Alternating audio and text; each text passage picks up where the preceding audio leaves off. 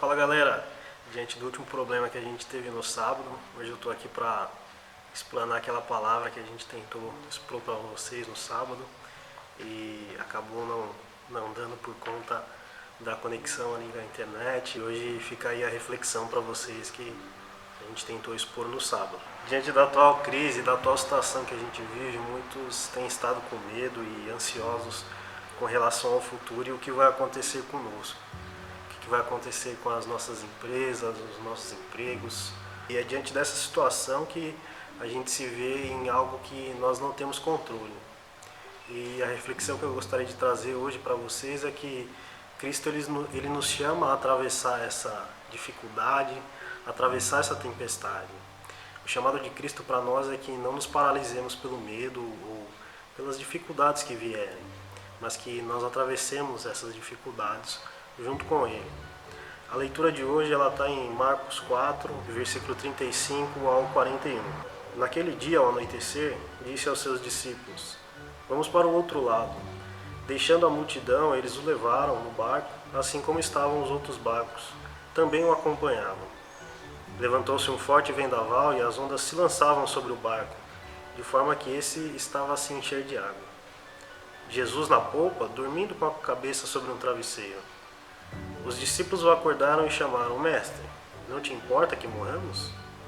E ele se levantou, repreendeu o vento e disse ao mar: "Acalma-te e aquieta." O vento se aquietou e fez-se grande bonança. E então perguntou aos discípulos: "Por que vocês têm tanto medo? Ainda não têm fé?" E eles, então apavorados, perguntavam uns aos outros: "Quem é este que até o vento e o mar lhe obedecem?" O versículo 35, ele nos mostra que Cristo, ele tinha um objetivo claro, e o objetivo dele era de atravessar aquela tempestade, era de atravessar aquele lago. Um ponto interessante que vale ressaltar é que o versículo 36 ele nos mostra que Cristo e os discípulos eles estavam atendendo ao povo naquele dia. Eles estavam com a multidão, realizando curas, eles estavam pregando a palavra. Provavelmente deve ter sido um dia extremamente cansativo, tanto para Cristo quanto para os discípulos. Um segundo ponto é que muitos acham que por servir a Cristo, as pessoas não terão problemas. Ou pior, as pessoas que acham que são mais próximas a Cristo, as pessoas que acham que têm um serviço mais empenhado no reino, elas acham que não vão passar por problemas. E isso é uma grande mentira. A realidade é que todos passam por dificuldades, tempestades e problemas. 4 dos 12 discípulos eram pescadores. Tiago, João, Pedro e André, eles viviam naquele lago provavelmente desde criança. Eles trabalhavam naquele lago, aquele lago era o sustento deles. Então muito provavelmente eles conheciam as dificuldades de pescar ali e as complicações que eles poderiam vir a ter. Mesmo eles sendo pescadores, mesmo eles sendo peritos naquele tipo de profissão, naquela matéria, o único que tem o controle sobre todas as coisas é Jesus. O versículo 38 nos mostra isto, que Jesus estava dormindo sobre o travesseiro e os discípulos o despertam e perguntam a ele: "Mestre, não te importa que morramos?" Ora, veja que mesmo depois de eles talvez terem tentado fazer de tudo para estabilizar o barco, para estabilizar aquela situação, eles não conseguem. E como um chamado de desespero, eles vão até Cristo e perguntam: "Não te importa que nós morramos?" É interessante que a tranquilidade de Cristo é clara nessa passagem e ela também demonstra a humanidade dele. Ela demonstra que ao dormir ele estava cansado naquele dia. Isso nos mostra que Cristo é humano, que Cristo ele veio ao mundo em forma de homem, ele se fez homem para vir ao mundo. E é engraçado analisar isso, que talvez para os discípulos Jesus esteja sendo negligente diante daquela situação.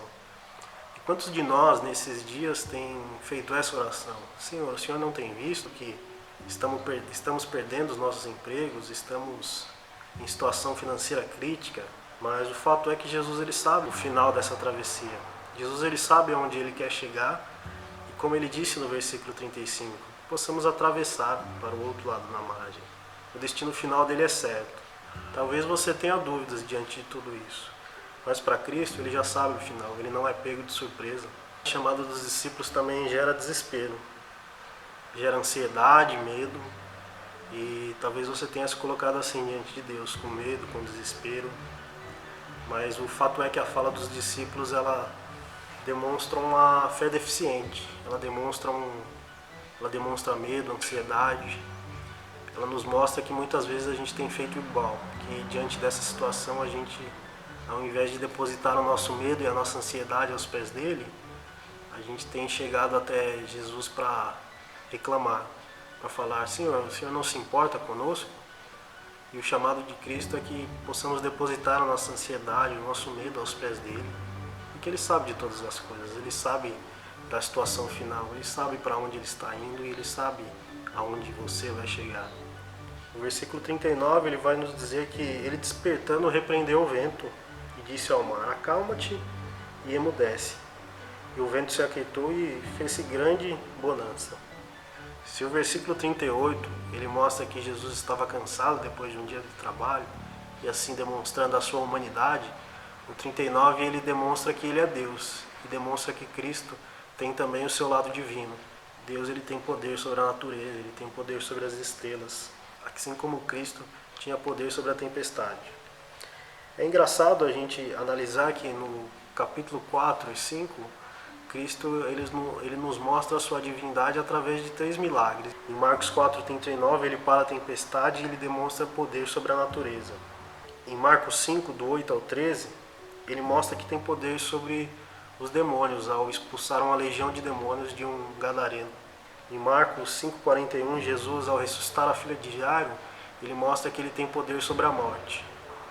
Esse Cristo que mostra que tem poder sobre a natureza, sobre os demônios e sobre a morte. Ele está mostrando aqui a sua divindade, ele está mostrando aqui que ele é Deus e que ele é Senhor sobre todas as coisas. No versículo 40 ele nos diz: então lhes disse, por que sois assim tão medrosos? Como é que não tendes fé? A falta de fé dos discípulos leva Jesus a repreendê-los.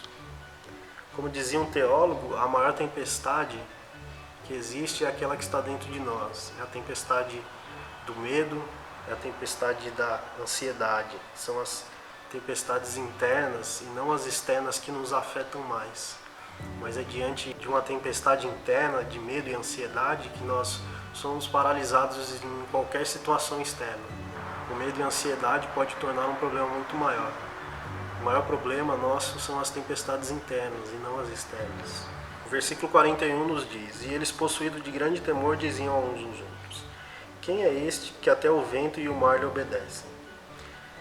Depois dos discípulos temerem uma tempestade, eles voltam o seu temor a Cristo, aquela pessoa que estava deitada e dormindo na polpa do barco, aquela pessoa que eles temiam não se importar com eles. O temor deles é voltado daquela situação para Cristo.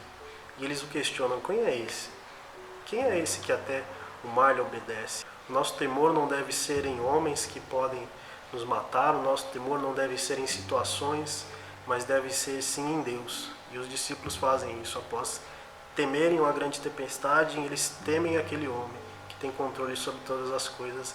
Questionam: quem é esse? Quem é esse que tem controle sobre a natureza?